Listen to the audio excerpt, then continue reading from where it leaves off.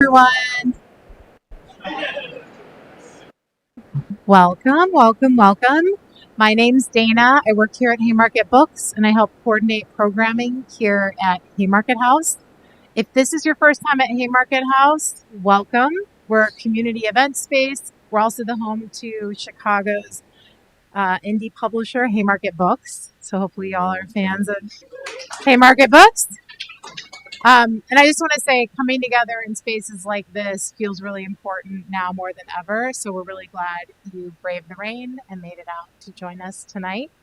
I want to welcome you to our event tonight, Malcolm Harris on What's Left. Yay.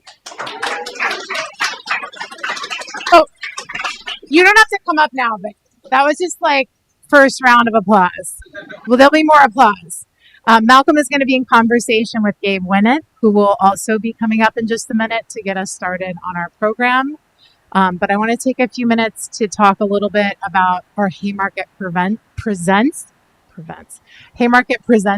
This is the first of our Haymarket Presents series, which is a series of really great conversations with awesome speakers that we are hosting here at Haymarket House.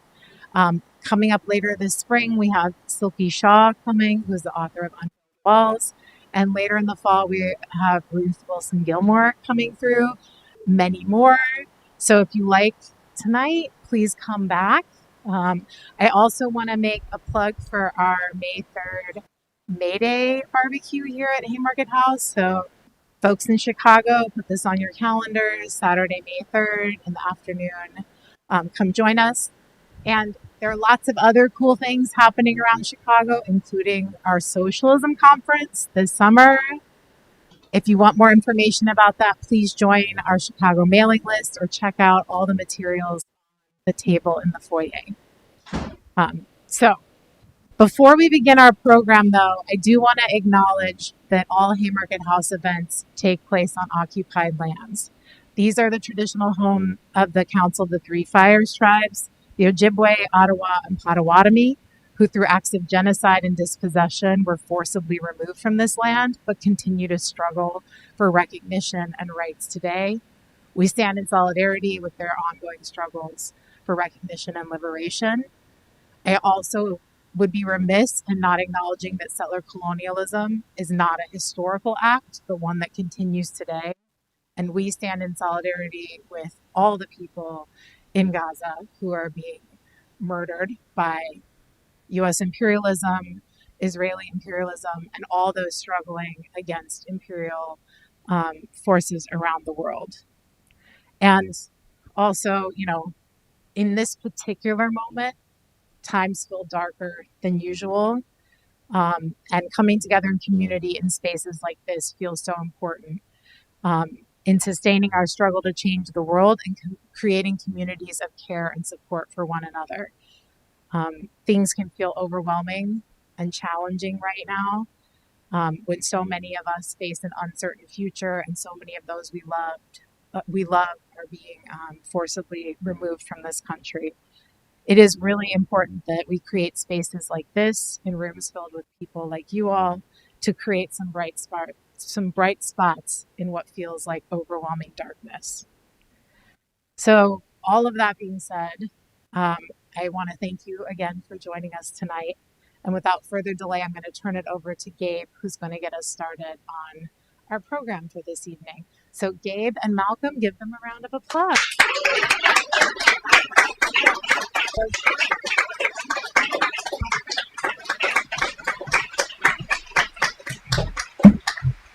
Check. Functional. A little closer, I think. Okay, great to see you all. Thank you for coming. Thank you for that. Thanks to Haymarket for having us. It's always so nice to be at Haymarket, which is such a indispensable and unique institution. My name is Gabe Winan. I am a historian, and I am very pleased to get to introduce Malcolm and to be in conversation with him tonight for rolling out his very exciting and important new book. So let me just say a couple things by way of introduction. I first met Malcolm at Zuccotti Park in 2011 in New York. But we never really known each other that well. But his work has kind of been an enduring influence for me, and something that I kind of return to, come up against again and again over the years, as he's published a lot over the last almost decade now.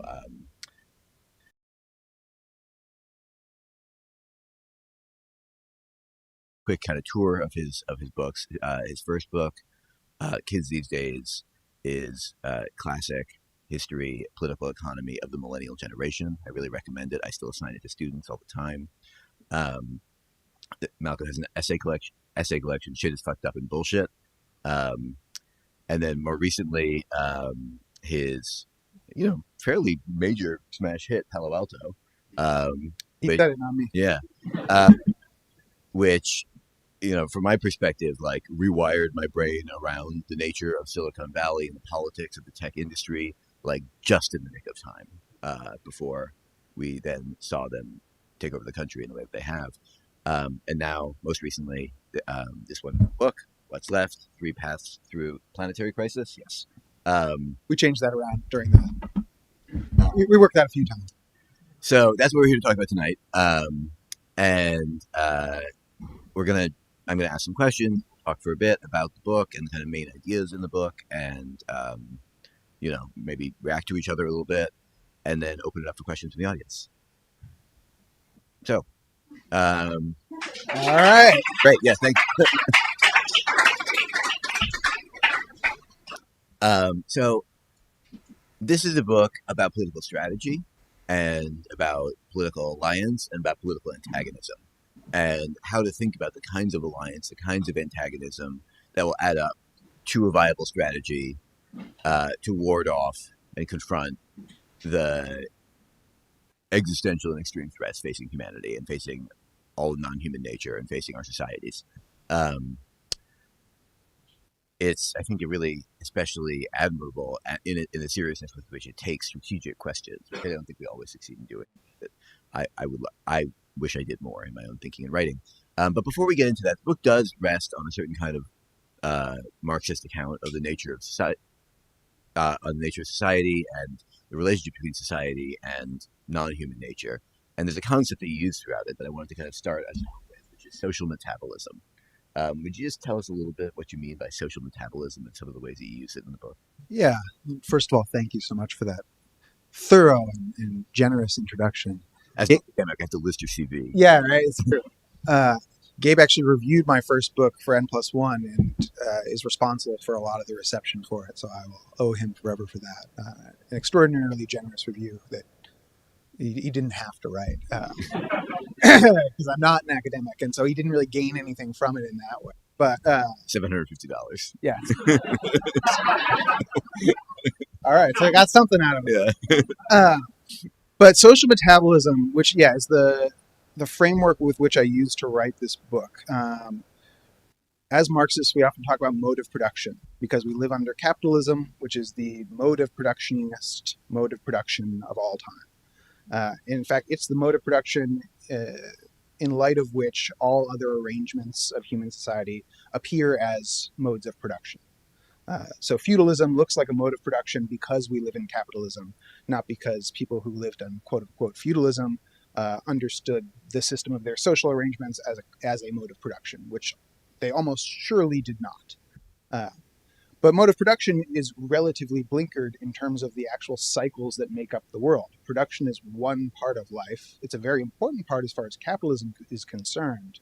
But it doesn't include waste, it doesn't include maintenance, it doesn't include reproduction, it doesn't include a bunch of other physical cycles, as well as like higher cycles.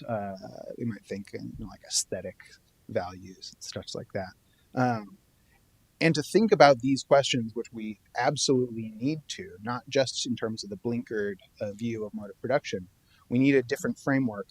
And in fact, we need a different framework from a different kind of society, because we need a framework from the kind of society that worries as much about waste and maintenance and reproduction as we worry about production now.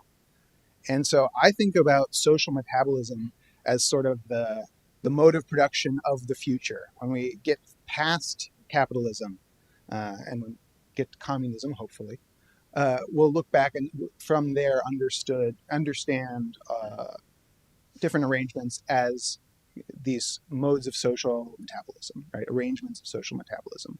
Because from that perspective, we'll understand that these things like waste and maintenance and reproduction are just as important in crafting a functional society as the mode of production is. But what's tricky is that we have to sort of pull that perspective from a better future that doesn't exist yet in order to create that future in the first place, which is one of the many like tricky temporalities of the Marxist project, I think. But this is obviously not my term. I take it most directly from the Hungarian philosopher István Mészáros, who has a book called Beyond Capital that is in fact longer than Capital. Absolutely worth checking out. Hugely influential in my thinking and in this book and in other people's thinking in ways that you like might not notice unless you checked out his work. So like Kohei Saito draws from this framework a lot. Ali Kadri draws from this framework a lot. István Mészáros is like way more important than people know yet. Find out, but be part of that. Bring him forward from the future. So, the book, it has these kind of theoretical dimensions as you just laid it out, but it's really about these three paths and this kind of three political possibilities for people who are in one form or another worried about the future of humanity, worried about where we are going, worried about where capitalism is taking us. That we might, that we might kind of consider, or that we maybe are kind of choosing among in some form. But that's not how you start the book. You start the book with an experience that you had that I want to get you to recount for us on a reporting trip to an oil company. And so will you just tell us that story? And yeah. I'll explain, I swear. So in 2019, I did a small amount of consulting for the Shell oil company. Obviously, they were interested in what I had to say about their operations. Largest oil company on the planet. Yeah, one of the largest private oil companies in the world. And of course, when they're thinking about the future and how they're going to plan for the future, the guy they call. But that really happened. So this is 2019, and Shell runs these scenario planning exercises and has for a long time. There's a whole history of it with Stuart Brand, and I've written about that elsewhere.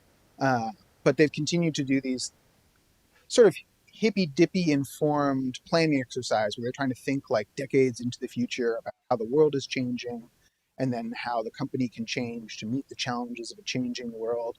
And they like do these conferences where they get a bunch of Shell people and then they bring in some outside people and then they have them all talk.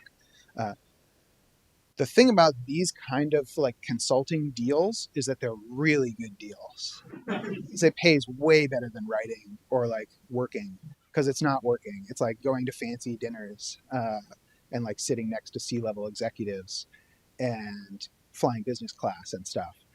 And so they assume that no one's going to like screw this up. And so they don't make you sign an NDA. And so when I got this invite in 2019, I hit up an editor at New York Magazine and I said, like, I'm going to go chat with Shell about the climate future. Let me write this up for the magazine. I'm going to say everything that they say. And I did, and I published this article. I got bumped off the cover by Mike Bloomberg's presidential run of all things. And it lasted I think it was over by the time the magazine printed. But I went and wrote this story, and the most interesting thing about the story, and they were pissed, by the way. I found this out recently because the Senate apparently subpoenaed some Shell emails, and one set of emails was about this article. And they were like, yeah, looks bad, like, sorry, boss, we got. And then one of the executives was like, what is New York Magazine? And one of the consultants is like, oh, yeah, no one reads that. It's terrible. People confuse it with the New Yorker, but it's really low quality. Like, don't even worry about it. But what stuck with me from that experience, which is all to say, like, I think I got more out of them than they got out of me. And I think they would agree. And I've never done any corporate consulting since. Not because I haven't asked, which shows how not thoughtful these people are. But the thing that really stuck with me was this one analyst who had worked for a company that got bought by Shell, and he was trying to think about like what his career was going to look like. And I was talking with him about what Shell did with resources that they pushed off their books. Because the whole premise of the conversation was that the millennial generation were going to force Shell to get rid of its fossil fuel operations, and which is they really sort of thought it in 2019 at that moment. It wasn't like they were lying. They really thought that that was going to happen at the moment. Uh, and so I was talking with this analyst about what happens when Shell gets rid of an oil well. And what he said is, well, we don't cap it. We don't like stop the well from ever having more oil. We sell it, and we sell it to someone who can operate it at a lower cost than us, which means we know that they're evading labor restrictions, they're evading environmental restrictions, but it's off our books. As far as the world is concerned, Shell is decarbonizing by selling that well to someone else. And he described the people who are going to run this as transnational criminal organizations akin to the war on drugs. That this is who would operate fossil fuel facilities, extraction facilities, as the larger players get them off their books and respond to public pressure. And he had this really great sentence that I never let go of, which is, "We don't plan to lose money." And it's so great because you can put the emphasis in a bunch of different places, right? Like, we don't plan to lose money. We don't plan to lose money. And it's true. And at the same time, we know that any sort of green transition is going to involve companies like Shell stranding assets, right? Because selling them to someone who's going to use them environmentally worse, which, by the way, they are doing. This has been confirmed by reporting since. It turns out you can see flaring oil wells from space, so we have a pretty good idea of when an oil well starts flaring after not flaring for a while. And that's what happens to these wells that Shell sells on. We've confirmed it. And so that's not a green transition, right? That doesn't even stop those particular wells from operating. A real green transition is going to require the stranding of assets. It's going to have to require someone to plan to lose money. And if firms are not capable of doing that, we're not going to be able to get control of our situation enough to make the change. Because it's not only that firms are going to be compelled to sell these resources on, people are going to be compelled to go work there, right? People are and continue to be, and tomorrow will be compelled to sell their labor to these oil operators because that's how they can make a living for themselves. It's not because these operators are going to shoot them in the head if they don't come to work. And it's not because they expect to get rich. It's because that's a way for people to make a living in a world in which every single person on the world has to find their own way to make a living. And that is as much a problem for climate change as it is for anything else. And so that's the real basis from which I approached this sort of the selection of strategies. Really, if I'm being totally honest, at first this was like why everyone has to listen to me and why I have the only viable strategy for solving climate crisis, because only if we live in a world in which everyone is not compelled to go sell their labor in order to live can we get control of the system. And I was convinced myself that this is the only analytically viable solution. And then I thought about it for a little bit and realized that that wasn't true at all. There were other analytically viable solutions. You could, in fact, reduce the value of fossil fuels so low that they're not worth extracting anymore, for example. And so then I had to think about what were actually the analytically viable solutions, even the ones that I didn't agree with. And how could I think about them in relation to each other, not trying to find the lock to the key of our situation, but really to think about a field that these strategies make up and what the left looks like now, not just in the United States, but around the world, and what our hopes are, what our paths are for a better future for the world, which is, I think, the shared goal of all of these strategies on some level. Yeah, it puts me in mind of, there's a debate that you sometimes kind of see back and forth on social media or elsewhere on the left, where on the one hand you hear this thing of like, this small number of corporations account for this enormous quantity of carbon emissions, right? Or the famous line of the people destroying the world have names and addresses, and then the response to that is that's true in a certain sense, but that's true because in fact they organize the rest of our society, right? They account for all those carbon emissions, they account for all that destruction because they enlist the rest of us in our project. And then the response to that is, so you're blaming other people, you're blaming regular people for their enlistment in that project, right? That's obviously not strategically apt. And I think what your book does very nicely is think about a kind of more, analytically rigorous and serious kind of version of that question, right? Which is the fact that there is this enormous power imbalance, right, in the infrastructure of our society, the organization of our society, that causes all of us to depend on the systems that are, in fact, destroying our planet and our society. Um, and that's not a kind of question of the assignment of blame, except for the Mm-hmm. people at the top of it, right? It's a question of trying to make sense of the ways that our social metabolism uh, both enlists us in our own self destruction and potentially gives us points of leverage in ending it, right? But what those points of leverage are takes a lot of sussing out. So that's what a lot of the book is about. So the book, as you see on the cover, as I said at the beginning, the book is about these kind of three Three pathways. paths. Yes. Um, and I just want to ask you to kind of go through them. I think it's fair to say that they're presented in increasing order of sympathy to some degree.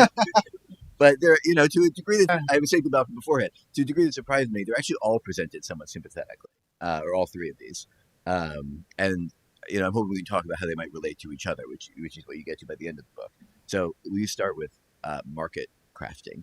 Yeah. Well, first of all, I just want to say that I really do try and present all three of the strategies as strongly as I'm able to do. Yeah, I don't need to apply them. No, no, I want to be clear though, because sometimes I talk to people who are reading the book and they're like, okay, so this is the right one, right? Like I'm supposed to believe this one, or they think of it as stagist, which is funny because I never thought about it when I was writing it as stagist, and people are like, oh yeah, so this is like 1, 2, 3, right? Not how I thought about it.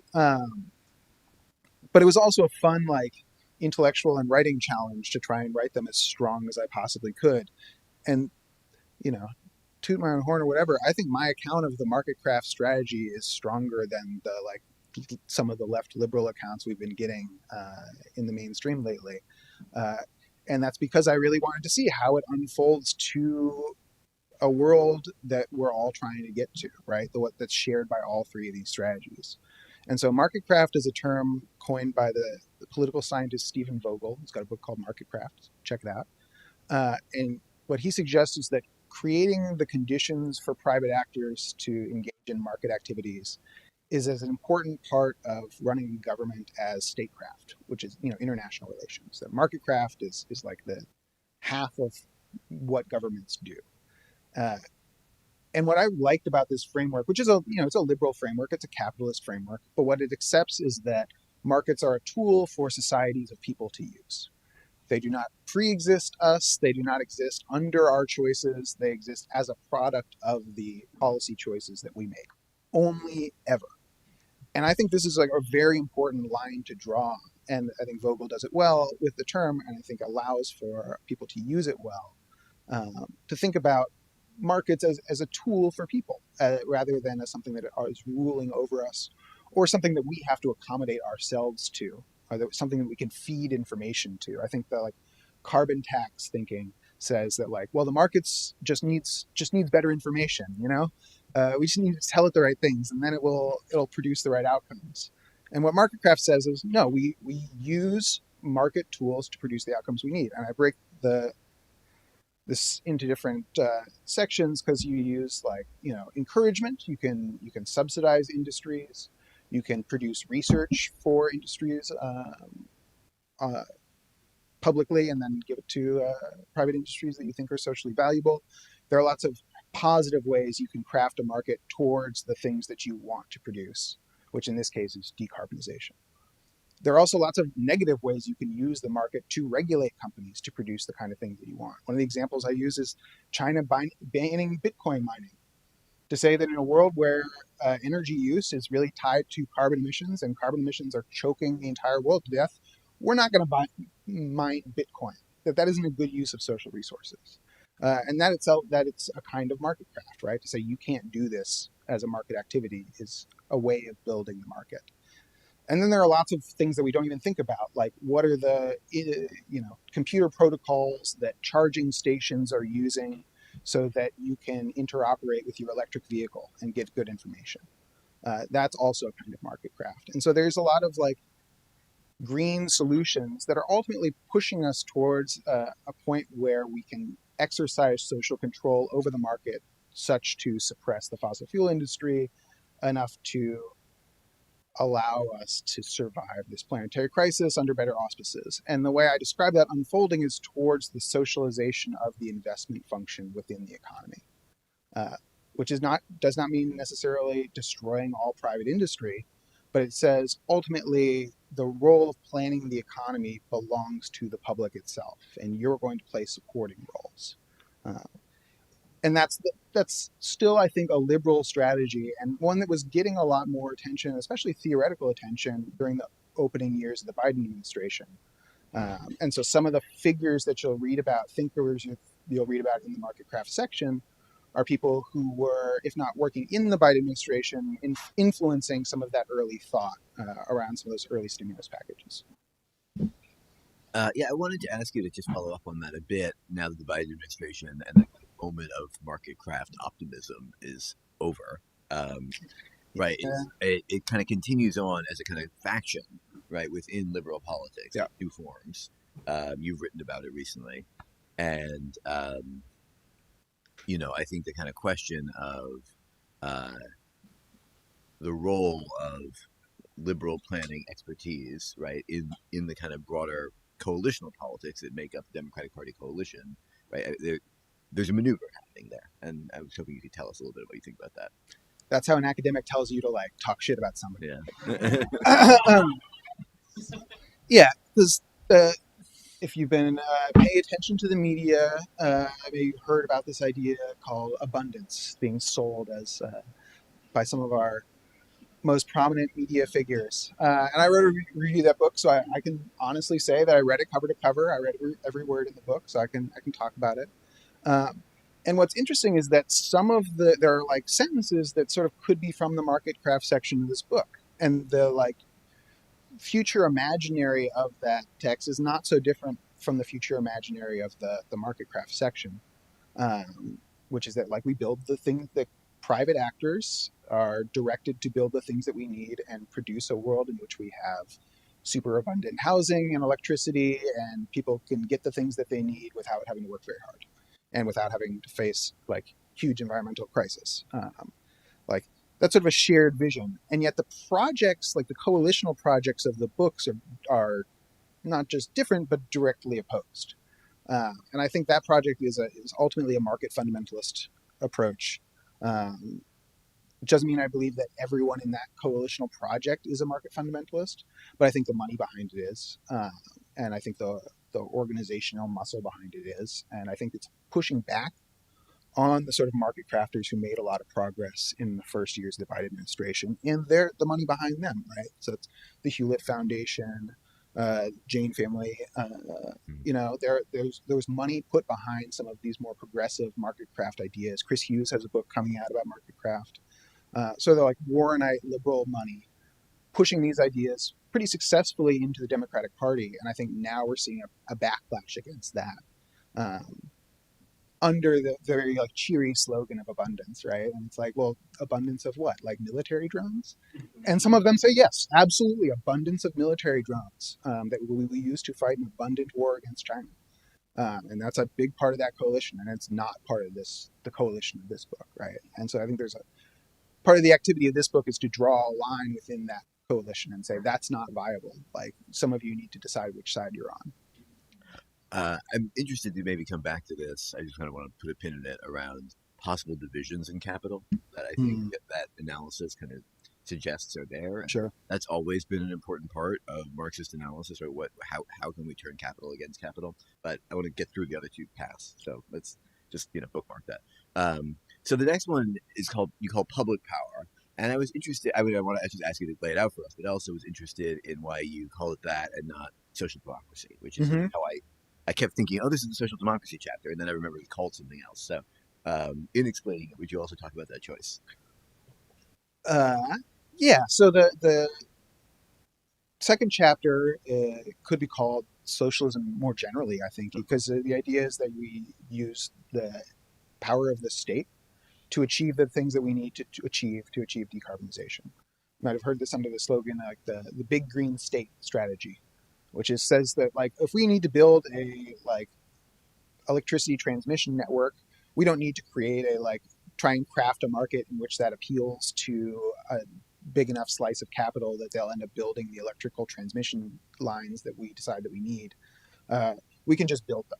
And we can build them and we can maintain them, and we can do this through government auspices in a variety of ways. The most obvious when we're talking about public power within American history is the Tennessee Valley Authority, which operated under the New Deal, was brought up into the excuse me, was developed under the New Deal auspices and continues into the present day, although does not currently function because it has been sabotaged by the Trump administration.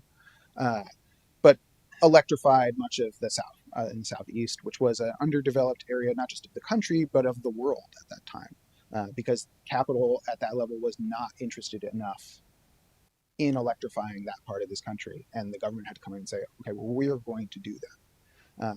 And public power doesn't just mean, the power of the public, but it does mean the power of the public. And organized labor is the agent behind this development of public power, because they're the actor in whose interest the state is acting when it's developing this public power program. And through the self-empowerment of the organized working class, you also build literal public power, like public power installations that are transmitting low carbon electricity, built according to our actual needs as opposed to the market needs. So public power, partly I picked it because it's a fun pun, right? It's like public power builds public power builds public power. But the reason I picked strategy names for all three of the paths rather than political identifications was that I was hoping to stop people from responding reactively to like the labels and think like, oh, I'm not this one, I'm not this one, I'm that one. And think through the arguments on their own merits and, really their own accounts of themselves.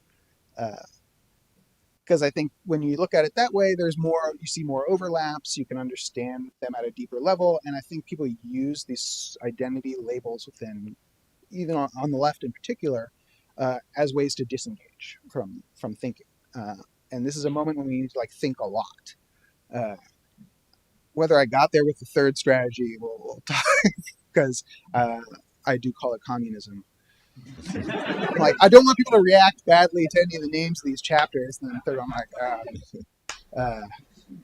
but we could talk about them. Well, just on the public power thing before we move on, I mean, it particularly struck me because of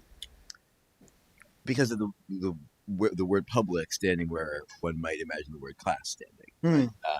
And so there's kind of a notion of and that's why it seemed like you're saying social democracy in some way, right? That there's a notion of a kind of democratic common good in a way that's pretty recognizable maybe to kind of present day liberals or even, like the Bernie Sanders tradition or whatever, right? That there's the edge of class antagonism is there in how it works, but not there in how it's named in some way. And I wonder if you could just talk about that.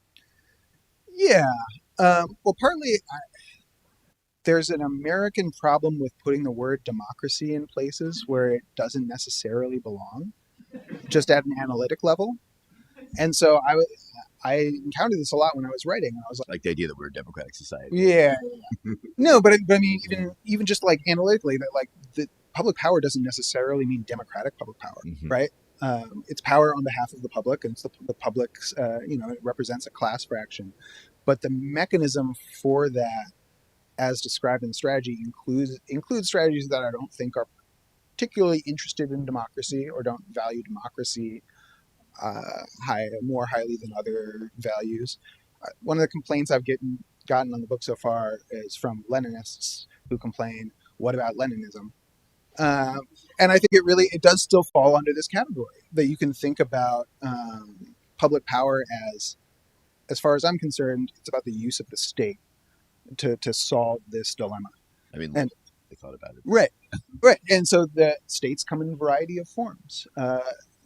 States that represent workers come in a variety of forms, I think.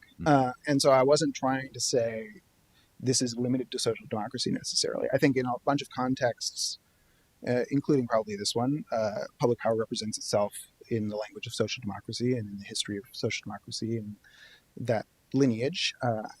And so I think this chapter represents, the Bernie Sanders wing of the Democratic Party to a pretty good degree. I hope so. But I also hope that some eco-Leninists can read this and be like, yeah, that's more or less what we believe, and not be turned off by being grouped with that first group. Because for the purposes of this conversation, I think they have to be grouped together in a number of ways. Okay, so let's talk about communism then. Yeah. All right. And I guess I'll first ask you to kind of present it with the same kind of taking it really seriously from a distance that you do with the first two, and then we can talk about we can maybe pivot that. Get less dispassionate. Yeah. Yeah. So Effective how you do that. So, okay, well, then I'll try it here. So in the communism section, I talk about the strategy. I sort of talked about at the beginning a little bit, which is that we have to break this connection between value and life and the need to arrange global society, because it really is global society, over this question of value. And that suggests the question of how else should we arrange global society? And the communist answer is from each according to their abilities, to each according to their needs. And at this point in history, one of those big needs for all people in the world is decarbonization.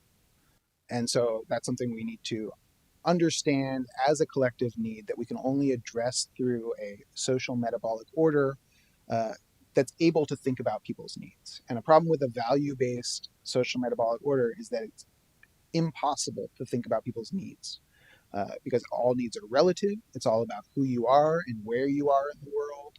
There's a it's a great scene in 10 Things I Hate About You. I don't remember that movie. Where the two young women are talking about their clothes and their outfits, and one says, you know, I love my Skechers, and the other one says, yeah, you love your Skechers, but that's because you don't have a Prada bag. I like my Skechers, but I love my Prada bag. And that's the way needs work under a value-based social metabolic order, right? It's the needs are always unequal. We can't think about how many pairs of shoes does a city need in any sort of meaningful fashion under a value-based social metabolic order. It does not compute. It does not make sense. And so what we need is a different kind of social metabolic order where we can actually assess and then meet people's real needs. And when I say real needs, even that is like, well, what are people's real needs? How many pairs of shoes does the city need? Which must be decided then through a social metabolic order that does not include top-down control, because those needs have to be developed on the basis of substantive social equality. And the only way you can really find out people's actual needs is a system in which we're all equal, which I believe is also the truth. And so it's a really distinct strategy from the other two. But as we'll talk about, it's the one that I consider myself a partisan of, and one that I think ultimately all of these strategies are leading to a world in which that is the case, in which the social metabolic order is not based on what can you do for this impersonal system of value production, but of what do you need and what can you help produce for other people around you. So I started this conversation by saying to you all that, to a degree that surprised me, this is a book about strategy and coalition. And you kind of lay the three out, and then you talk about the strengths and weaknesses of them and the ways that they fit together and maybe don't fit together. And so first on the former, right, there's a kind of implied political division of labor here, right? Where market craft, public power, and communism each have something distinct to contribute that the others don't have to contribute. And that's, I think, been implied in a lot of your comments, but will you make that explicit, how that division of labor works in your mind? Yeah. So one of the ways I thought about it is as puzzle pieces, because I think all of the three are sort of like puzzle pieces, and puzzle pieces only work because they're really uneven. And they've got these like inlets, and they've got these protrusions. And if you had puzzle pieces that were just like circles, you couldn't mesh them together, and you couldn't have a puzzle. And so to get a actually functional puzzle, you need to have these like sort of cragged coastlines for these strategies. And so I try to be very rigorous about giving everyone the fair shot. So every section I do 5 positive subsections and then 3 negative subsections for every one of the strategies.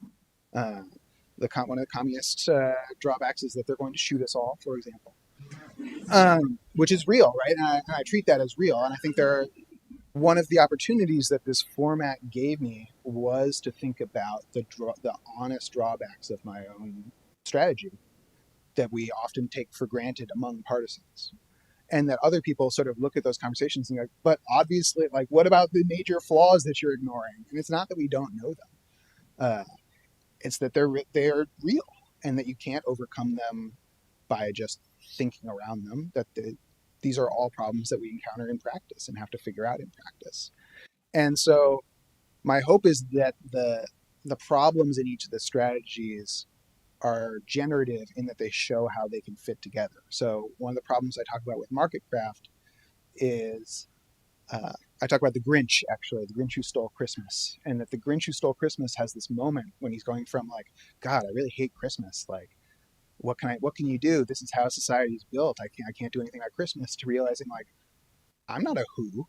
I don't have to follow who law. Like, I can break any law I want. I can steal Christmas. And that's when his like smile gets all evil. And that's when he really like becomes the Grinch. And Capital absolutely has this moment where it's like, market craft, these rules sound rubbish. Like, I don't want to follow all these market craft rules. Oh, wait, I don't have to. Like, oh, wait, I'm a market fundamentalist. I actually don't believe that you have this power to decide how I'm going to work. I believe that I am, an ancient god and you must obey me or whatever. And so public power is able to step into that gap and say, well, okay, well, we'll do it. You don't want to build this. You're going to do capital flight. You're going to withdraw from this society as a way to undermine our market craft strategy. Fine, we'll do it. We'll build the public power installations ourselves, and we'll staff them with public employees. And that's one of the reasons that we've seen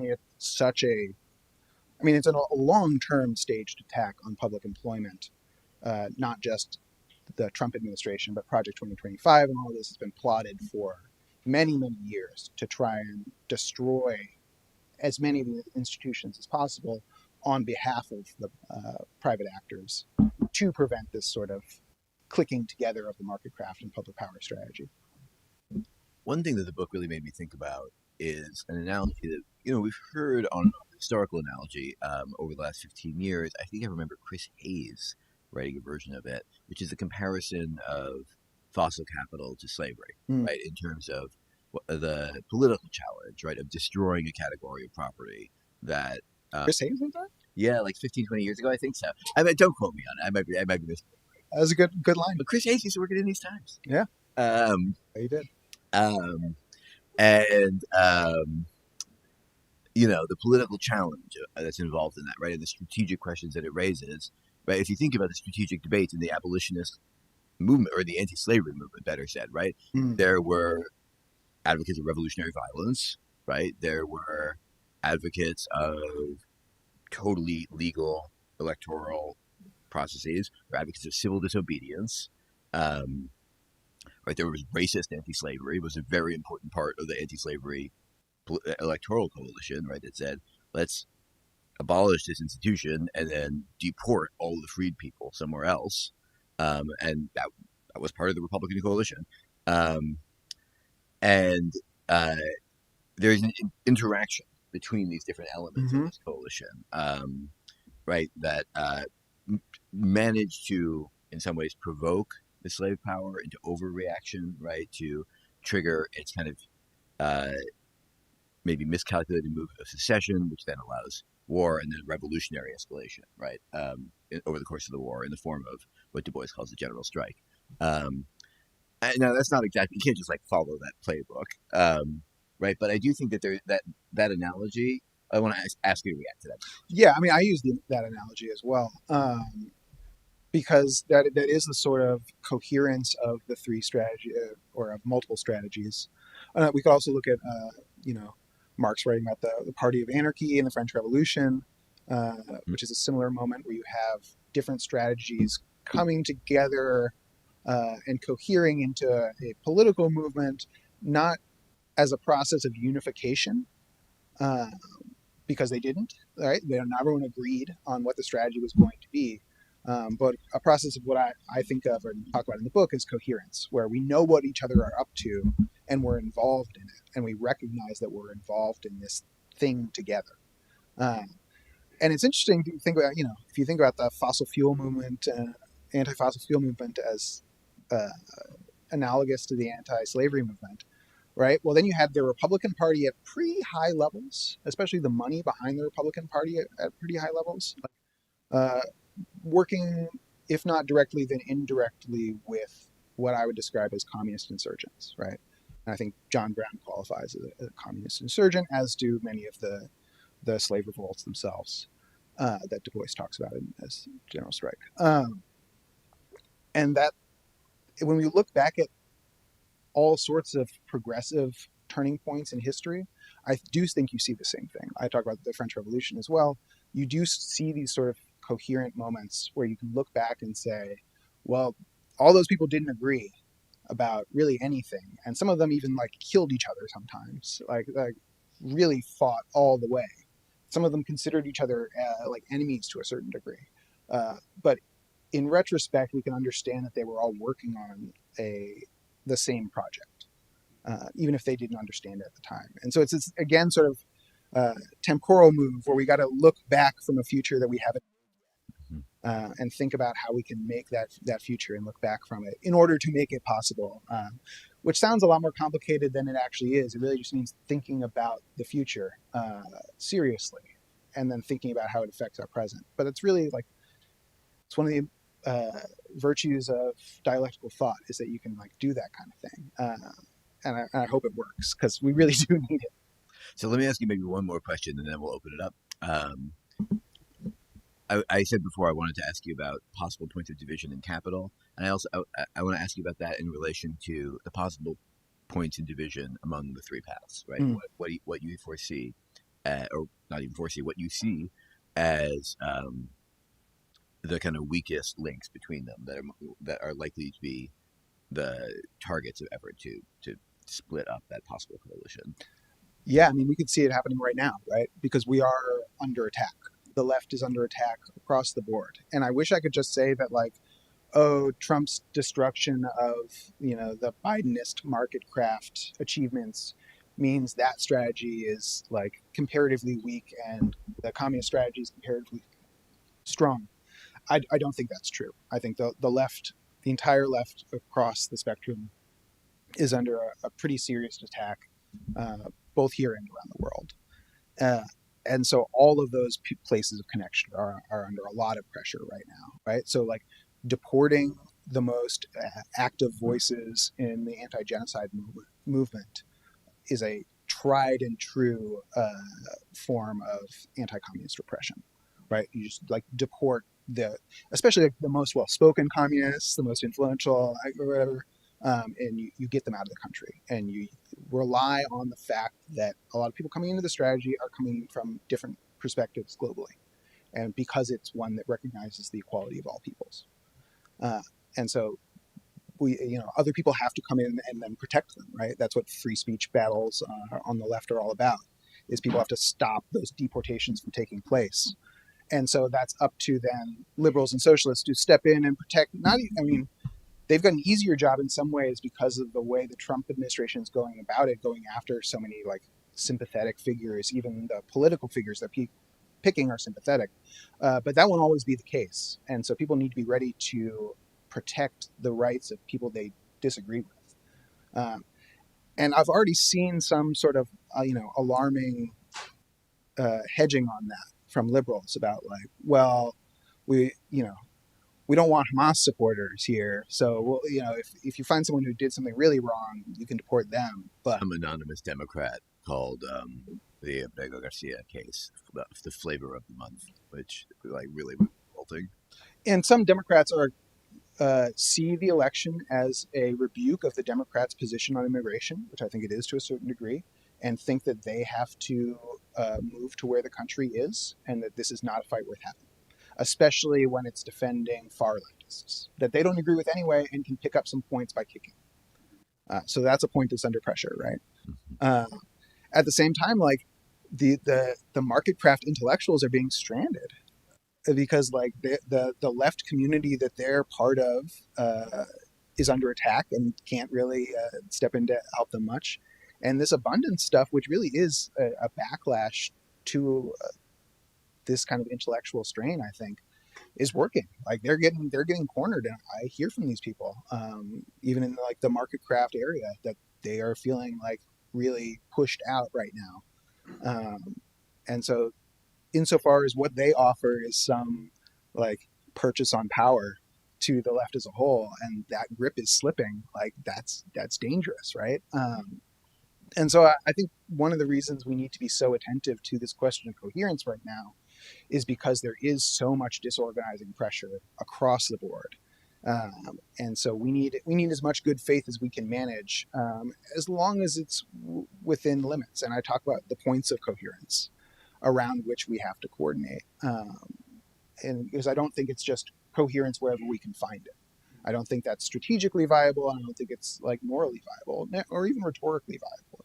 I think we need principles, and so I talk about some of those principles in that section. But it's a bad moment, and I didn't write this book assuming that we would be in a good moment. I wrote it assuming that we would be in a bad moment. I didn't know if the Democrats were going to be in charge or the Republicans were going to be in charge. That is, for me, not decisive as to whether we're in a bad moment or not. So this is a book written for a bad moment. It's passed through the planetary crisis. And there's a whole chapter about that crisis and how bad it really is that comes after the three strategies that I'll let you read on your own, because it's really depressing. We're in a not just like a particular bad situation, excuse me, but a total bad situation in which all the bad situations are really, really deeply interrelated. And that's how we have to think about it. We can't just like go off on our own paths and try to, put in our day's work in our strategy. We need a sort of coherence where we know what each other are up to and we can relate to it quickly, in the way that people have managed to pull together in past moments. Mm-hmm. And so I believe that there is a way through.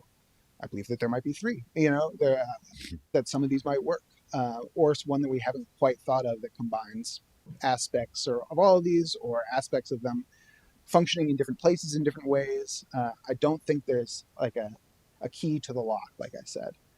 And if I had it, I swear to God, I would give it to you. But this is the closest I could figure out is mapping the field. Okay, so let's open it up for questions and discussion. I'll call on people from here. Yes, right here. Question about the public power. It feels like part of the challenge of this moment is just that government is so seemingly ineffectual, and now even that ineffectual government being actively dismantled, that it's hard to even convince people in Illinois to vote a progressive income tax, or to tax big real estate developers to fund affordable housing. Like there's just such cynicism that I wonder how public power, let alone communism, sort of builds some degree of hope, vision for what the public can accomplish if it's put towards meeting these public goods, these social needs. Well, first off, I don't assume that America will work, right? That's not the book is not, whatever you might have read in the New York Times. The book does not depend on the success of the American project one way or the other. And I think there's a very strong argument to make that the American project, is an obstacle to progress along one of these paths. Straight up. And I think that argument has certainly gotten stronger over the past year, right? And stronger than when I wrote this book. But I think it was foreseeable, let's say, that when you think about the role of America in the world order, even when it comes to market craft. And what I write at the end when I'm discussing the strategies and how they're playing out right now is that China is much better at market craft than the United States is, and public power as well, and aspects of communism. But even if we're just looking at market craft and the ability to construct a market that tends towards decarbonization, or at least the development of decarbonization technologies, that America is not a beacon for the world. And that's been clear to us on the left for a long time, and I think it's clear to the world in general now. So if I was looking for, points of light to share about my public power strategy, I'm not sure the American government is the one I would point to, and I'm not sure the current political situation is the one I would point to, even if I wanted to use the American government as an example. I think that's what like some of the FDR nostalgia is about, and thinking about like the Bernie rhetoric. Obviously, this rhetoric has some purchase on people, right? Uh, you get tens of thousands of people out to rallies. You get people in the streets. I was out on one of these like hands-off rallies, whatever, and a lot of those are government workers who are out there fighting for their jobs. What I was sort of surprised by is that they weren't organized by their unions. That we didn't see, at least in Philly. I don't know if it was different in other places, or people maybe can tell us. Uh, People were not organized by union blocks in the way that I've seen them organized for other similar protests, especially when there are attacks on their workplaces, right? You see people out there in the purple jackets. Uh, you see like people marching together with their coworkers, arranged according to, if not their actual workplaces, then at least their unions. And I was surprised not to see that, even though it seems like a large reservoir of what we think of as public power. So I think if I was strategizing around public power in the United States right now, I would think about how to better formally organize that energy, because there's a lot of it. There's a lot of it out there. There are a lot of public workers and people who are being pushed out of their public work, and those are many, many working class Americans who are willing to go out into the streets and willing to fight for what they have because they understand that it was fought for in the first place, and they understand what's at stake in them holding those jobs. So we're in an ugly moment. There's no other way to put it, but I don't think any of these strategies is foreclosed just because we're in such an ugly moment. Yeah. Earlier you mentioned principles around principles that would allow for coherent strategizing or coherent strategic, building. Yeah. What are some of those principles that are fulfilling strategically? Great question. Let's just pull that. I know a couple of them offhand. Police, opposition to military production in general, that we had, which is a moment of coherence that I think we had in the United States for a moment, that I think was a huge opening, and that I'm very much in fidelity to that moment where we had, you can think about the three strategies in terms of their orientation towards the police. We had like the market craft solution is defund the police, right? Public power is maybe even abolish the police, and then communism is fuck the police. And we had all of those in the same march, right? We were all out there, and even if some of the defund the police were sort of uneasy at the fuck 12 chants or whatever, they understood that was something that they had to be out there for, or even if they didn't want to go out in the streets because they were too scared and they didn't like the disorder stuff. They understood that it was a point of, again, not unity, because they didn't agree with those people necessarily, but coherence, something that we can all use to understand where we are and relate to each other in a non-adversarial manner. Feminism is another one I talk about. Women's liberation, I think, is one of the few globally unanswered questions that has the power to make a big enough change that is at the same scale as what we're talking about in decarbonization, is global women's liberation. And I think that's a powder keg that is waiting to be lit in some ways, that we will understand this to be a moment of women's liberation in retrospect. I won't give away the rest of them. And it's not because I don't know them off the top of my head. I even say building up, this is one of the sops I give to the market crafters, is that we really do have to build a bunch of stuff. And we have to be like really thoughtful about how we build stuff, and we have to build class power, working class power at the same time as we build stuff. So that whatever power building that we're going into has to also build class power, or it's not worth doing. Which is a principle that some of the market crafters are, shifty on, right? Some of them think we can build the things we need without building the class power that we need. And I don't think that's true. And I think people who think that aren't going to be able to find coherence with the rest of the left.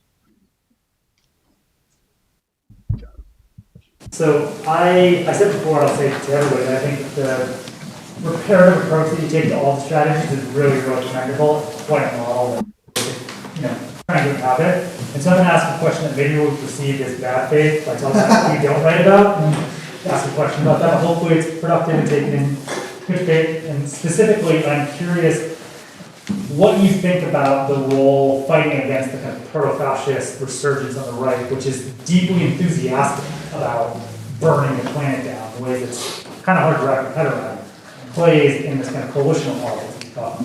Basically, like, your assumption seems to be that we can unite around a shared sense that we should keep living on this planet. It's clear that a lot of the right doesn't have that as a shared, framework. So what role does combating that explicitly play in Yeah, I think that's another example of point of coherence. I think I might have even used it. It might be one of the points of coherence in the book. And another one in which we had in the United States a shocking amount of coherence on the left on this question for a moment. Which is that, like, we had a real anti-fascist moment in this country during the first Trump administration, and we had like major anti-fascist demonstrations in cities in the United States in a way that we hadn't had before. And it wasn't the police who stopped the alt-right; it was people coming into the streets, and not people coming into the streets in tens or 20s, but people coming into the streets in thousands and tens of thousands. Directly to confront fascists, right? And you had liberals out there saying, "I'm here. I want to go punch a Nazi. Where do I go to punch a Nazi?" You had like Congress people talking about punching Nazis or whatever, And that's the level of coherence we need against Nazism. It's a little harder when the political system has legitimized Nazism, but maybe more important, right? Certainly no less important. And I think we make a mistake if we judge liberals by their leaders too often, especially on this question. Because one of the problems with liberal leadership right now is that they share not just a class, but like a social milieu with some of these fascists, right? They like live in DC. And they see them as people. And it's important not to see them as people. And to see them as a malign social force. And I think liberals in the street do that a lot better than liberals in Congress do. And so we need to not treat liberals in the street necessarily as if they believe the same things that liberals in Congress do, because a lot of them don't. And they're being ill-served by their leadership, by the representatives on this question very clearly. And hopefully we see some movement among liberals. And I think it's our job as radicals to support that when we see it, and to be open to that coherence, and not like whine about wine moms or something, and try to like draw distinctions between us and them when we're trying to build an anti-fascist coalition enough to prevent a permanent fascist takeover of this country, let's say. Yeah, go ahead. Yeah, I was curious, on the country floor of this book, when you landed past, was there any kind of residual body of information that you think may have informed the forecast or an additional to the argument? That's an interesting question. No, I'm not Sure, I had a fourth path because it's really based on this like analytical construct of this oil value life chain, and the idea that any viable strategy is going to have to find some way to break or loosen that chain. And so all three of the strategies are different attacks on, the metaphor is a little troubled because public power really says you got to loosen it on both ends. But that's how I thought about it and how they related to this question of if we've got an impersonal system that values fossil fuels and the same impersonal system controls our access to the things we need in order to live, whatever strategy we need is going to have to direct that, attack that head on. It's going to have an answer for that chain. And these were the three that I came up with that I saw as viable. If there's another one, I would love to hear. So maybe But particularly like about the invocation of communism, I'm just wondering about like, there's visions of communism that are like the fully automated luxury version of communism.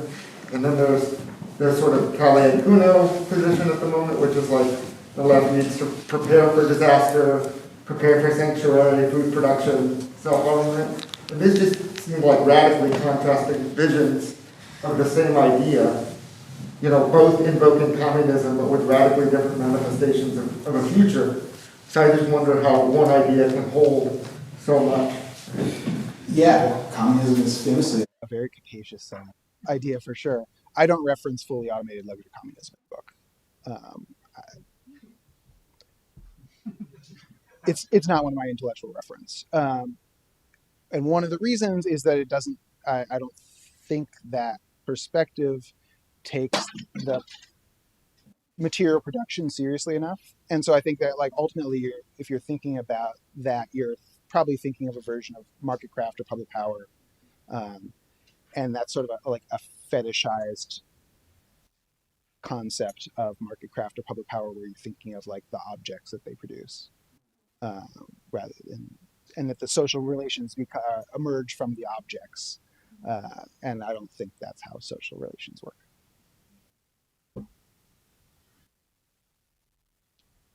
I'm happy to call on you again in a second, but let me see if anyone else wants to. Do we have any online chat questions? So yeah.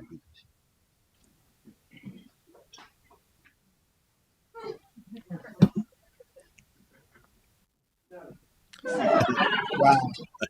So much for the internet. That's why we need to get in person. We need to get with people in real life. We need to log off online because they don't ask questions. All right, who's got? Have at it. Yeah. I was gonna ask, in this time that feels so incoherent, where there's so many there's so many voices telling you what to feel, how to feel. There's just so many things that make being alive right now feel very incoherent. What do you think is the role? What are your prospects? Or I guess, what do you think? What do you think? What do you think are our odds of building that? That's terrible. And I asked this, I think, kind of in the context of you're producing ideas. You're helping us people, build, try to find a path to coherence. So what's, I guess, what are our odds? I don't gamble, man. I'm not a depressive person. Just my emotional register doesn't really work that way, and I feel like that's kind of uncommon on the left. That there's a tendency for the left to get depressive because that's common affective register on the left. It's just not one that I really have or experience, and so however bad the situation is, it doesn't negate the need to struggle out of it, right? However bad your odds are, that small sliver is what you got to ride, right? So there's no position that is outside the odds, at least as far as I'm concerned. There's no way to opt out, right? So how do we increase our odds? That's a question, right? Are our odds bad? We need a objective assessment of our situation. Absolutely, our odds are bad. Absolutely, the most likely thing to happen at this moment is the mutual destruction of the contending classes, right? That was always a possibility, maybe always the probability. I think sanguine leftist imaginaries from the 20th century made a mistake that way and misled a lot of people about what the likelihood in this world is. I don't care, right? I'm going to fight for it anyway. Period. I don't think there's anything else we can do or any other world we can live on. And so whatever those odds are, I'll take it because those are the ones we have. And anyone who looks at those odds and says, well, maybe I could switch to the other side or something, it's not the book for them. I just want to respond to that with two maybe related things. One is, I think there was a moment in the history of the 20th century left in the global wars that came close to a kind of concept of mutual ruin of the contending classes, right? Which is the struggle against nuclear weapons. Nuclear weapons, yeah. And the struggle against nuclear weapons emerged out of the deep freeze of the Cold War, which is not identical to our moment in many ways, right? But did actually share some coordinates with it. And for many people around the world, it was very similar, similar and worse, right? So whatever repression we're going to face and are facing, people have faced it recently, and we can learn from that. Yeah, and there are people who remember it. Yeah, absolutely. people in this country, right? And the other thing I would say about it is that just on the kind of like affective point, I also I share an unusually non-depressive emotional register for the left, maybe that's why we get along. Yeah. But I have to say, I learned in a very kind of ideologically mainstream tradition in the labor movement how to channel fear into activity, and through channeling fear and anxiety into activity, converting it into optimism. And not everyone does it the same way. The same. There's more than three paths for doing your version of that. But I do think that, and I think probably everyone already knows this, but the like the odds feel worst when you are doing the least, always, in my experience. And my experience of just like the last few months is to be repeatedly amazed by the number of people who are actually switching on, who are so glad to be asked to join something, to do something, take an assignment, to get on a signal chat, whatever. And for me, that is like, it's causing me to kind of project this like insane optimism. And I realized I was doing it, and now I do it deliberately. Because like, we're gonna fucking win. This is not gonna work. Like, look at all the cracks and contradictions of this project. It's true. Yeah, it's absolutely true. Yeah. You think they're gonna win? You think the Donald Trump administration is gonna win? We're gonna have a 1,000-year Reich of the Donald? No, they're going to lose. We are going to beat them.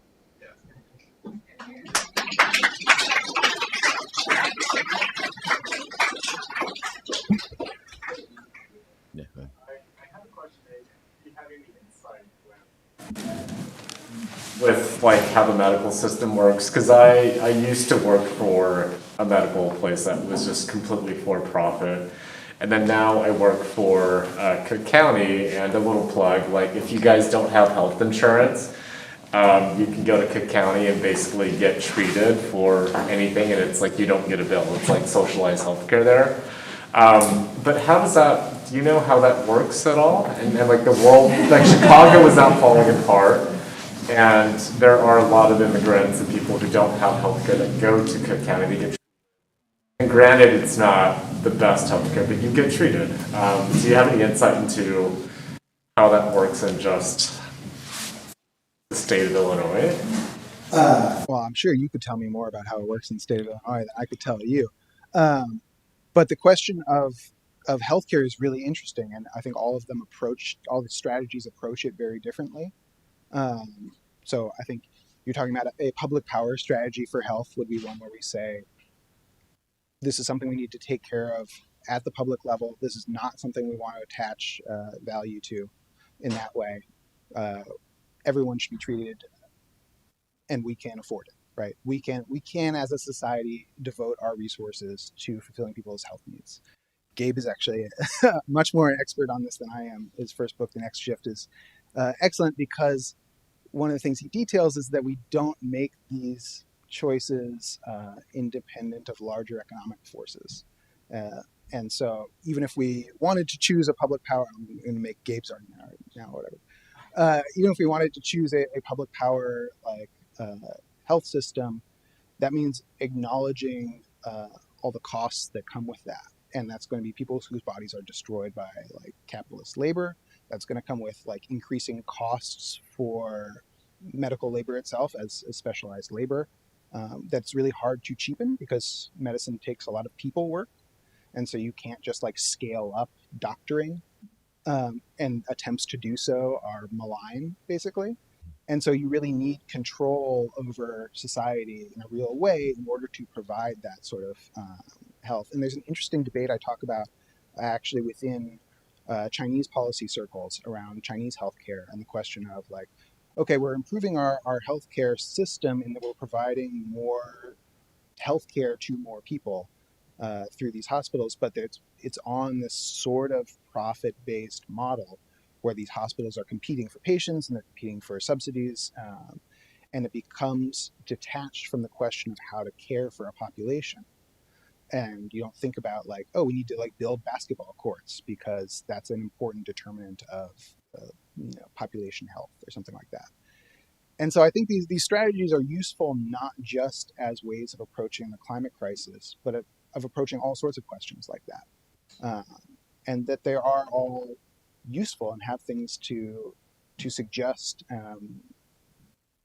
and yeah, you can draw lessons from all of them and find coherence within them, or between them. At least I'd hope. And even within a job like yours, I would imagine that there are aspects of all three of these strategies involved. And so one of the goal, again, from taking it away from the questions of political identification and thinking about the mechanics of these strategies and how they actually work, is to think about how we can break down some of these barriers, at least conceptually. Let me just say also. Yeah, let him say again. I mean, the short answer is Medicaid is how that's possible. And I imagine you and your coworkers are already talking about that. But I think there's a major political opportunity in workplaces like yours to start talking about that like a lot fucking more. And not saying you're not already, right? But like it's that will shut down your workplace if Medicaid is gutted in the way it's being proposed. And to Malcolm's point, that requires of us then a demand for not just like don't cut Medicaid, right? The dependency of care for poor people and working class people on an extremely politically vulnerable program exactly illustrates the limits of Malcolm's like the market crafts and maybe public power strategies and the kind of interface between them without the communism strategy, right? It's the interaction between those two that's given us the form of welfare medicine that we have. I also wanted to say about the Chinese case, there is a phenomenon in China that's developed over the last 10, 15 years of there's a kind of specialized form of organized crime which people can hire to intimidate and extort doctors and nurses from whom they've not gotten good enough care. And that's not the fault of the doctors and nurses, and it's not the fault of the patients, right? Could be sometimes. Sure, yeah, but like not as a systemic phenomenon, right? It's the expression of the worst elements also that we also have present in our system, and already, in fact, does have, like, as I'm sure you know, healthcare workers are more exposed to workplace violence than any other occupational group in the country. That's the same phenomenon. It's here too, in a different organizational form. And so I do think that the global reach of your concepts and of this conversation, like, is really relevant to all of our workplaces, all of our daily lives and experiences in a really important way that your comment brings out. They put signs up at the CVS in my neighborhood being like, don't commit hate crimes against the pharmacists. It's funny, but like, I'm totally serious. They like put up a sign and they didn't put it up for no reason. How are we doing on time? Okay, maybe one more question. They'll cut us off, right? Sure. Yeah. So kind of like also circling back to like the climate crisis, right? You mentioned both organized labor and like civil disobedience. That's a different point. I wonder how do you see like the roles of these two kind of like trusts, if you want, under the three different paradigms that you propose, especially because you mentioned how at some point anti-fascism was cool, right, a few years ago. But you can think about unions, at least from my perspective, became like cooler than the baseline in the last few years. And same you could say for like some kind of civil disobedience. I'm thinking about what was the Dakota Access Pipeline. You know, at some point we had like even like mainstream liberals supporting that, right? So how, I don't know if you have like ideas like how these two things like change under these different approaches. Yeah, I mean there are different moments of coherence among a lot of these different strategies. One of them I talk about is Seattle in 1999, in which you had real, like, then not just coherence, but some amount of unity even between the groups that you're talking about, between organized labor at a very high level and like the most anarchists, where unions were like, you know, like telecom workers going in and like wiring the anarchist squat so that they could like, you know, work on the day, you know, and people funneling resources, because that's one of the things that makes organized labor strong, is that it's able to mobilize the resources of its members and to support far left activities with those resources can be incredibly valued. And at the same time, organized labor saw that those street revolts were the thing that could stop the sort of negative globalization in its path. That it would take those kind of street revolts, and that they weren't prepared to do that by themselves for a couple different reasons, right? Then they become less of a workable partner for the political system if they're seen as responsible for that kind of chaos. And so the anarchists do something very important for organized labor in that moment as well. It would be nice to see some of that sort of mutual recognition in this moment, right? To recognize that, like, we need disorder, and for people, liberals, to see that we need big time disorder right now. And if you went to those hands-off, the hands-off marches were very interesting, I thought. And the one I went to in Philly was very interesting. One of the things was notable is that there were no police. There were no police, which means it was coordinated, right? It means they coordinated the march in advance. It means the police knew where they were going and were going to help them do it. And it means that they thought there was little to no risk of a breakaway. And that's new and bad, right? Like, those events used to be, or in the recent past have been coherent enough such that they couldn't have exercised that level of laissez-faire over that kind of demonstration, because the left was too organized and too dangerous and too coherent with that position. That was not one of the dangers. And I think there's enough blame to go around on that. But it's something that we need to think about, and think about how do we change that. And there are answers. Like, there are possible solutions to this problem. I don't think it's like structurally tying us down in some way that we can't, like, work through with thought.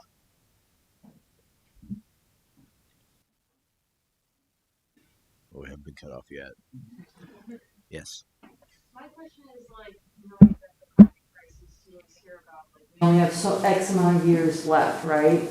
These strategies feel like they'll take a long time. So how could we, like, how can these big scale, to me feel like big scale, large scale strategies to combat what feels like a countdown clock, right, against the climate crisis? Yeah, we're gonna have to move really fast. Things can't happen slowly. And I think that's one of the premises for this, is that this is going to happen in years, maybe decades, not any longer than that.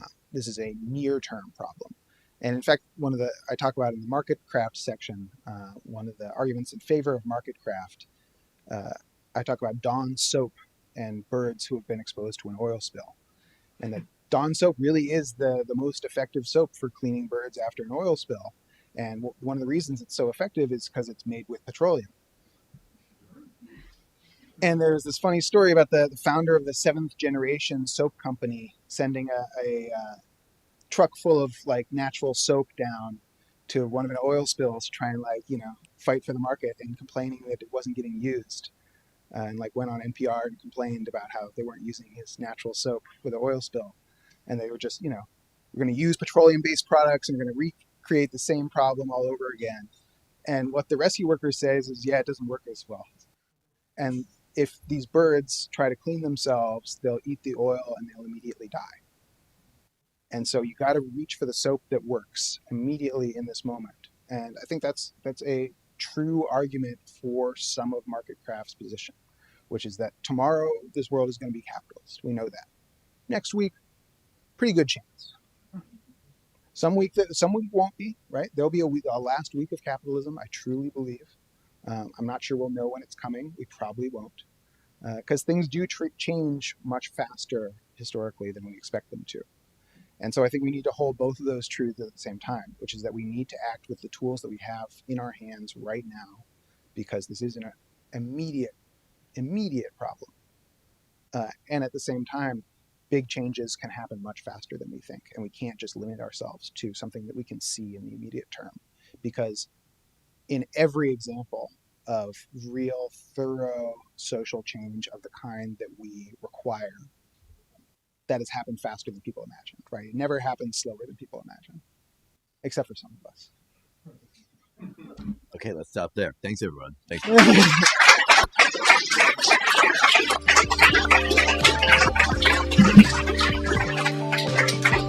So you can buy books. Want a Games Gigs book as well?